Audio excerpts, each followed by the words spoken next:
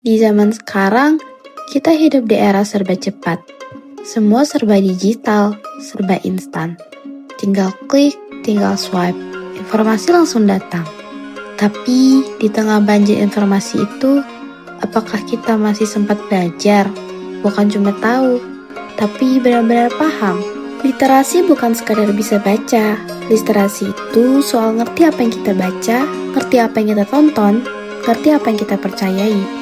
Dan hari ini, kemampuan itu makin penting. Karena hoaks di mana-mana, opini disulap jadi fakta. Dan kita butuh tempat buat belajar memilah.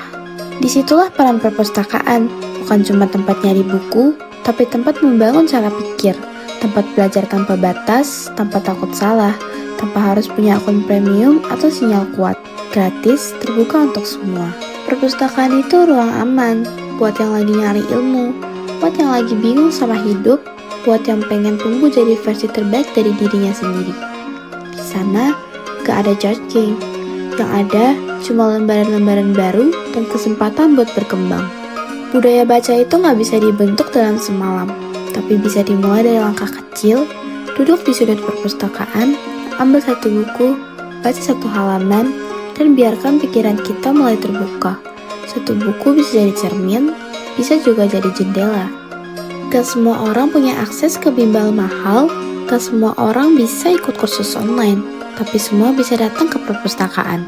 Itu sebabnya perpustakaan jadi tempat paling demokratis untuk belajar. Siapapun kamu, dari manapun kamu, ilmu tetap terbuka untukmu.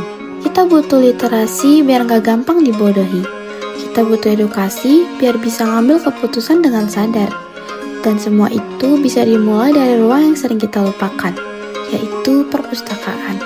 Perpustakaan bukan cuma tempat pinjam buku, tapi pusat ide, pusat tumbuhnya generasi sadar literasi. Dari anak-anak, remaja, sampai orang tua, semua bisa belajar, semua bisa mulai lagi.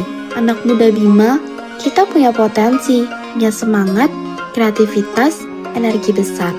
Tapi semua itu butuh arah, dan kadang arah itu datang dari sebuah buku yang gak sengaja kita baca. Dari percakapan di pojok perpustakaan, dari waktu-waktu yang kita luangin buat belajar, bukan sekadar lewat. Buku memang gak bisa bicara, tapi dia bisa ngajak kita berpikir. Perpustakaan memang sunyi, tapi di sanalah suara masa depan bisa lahir.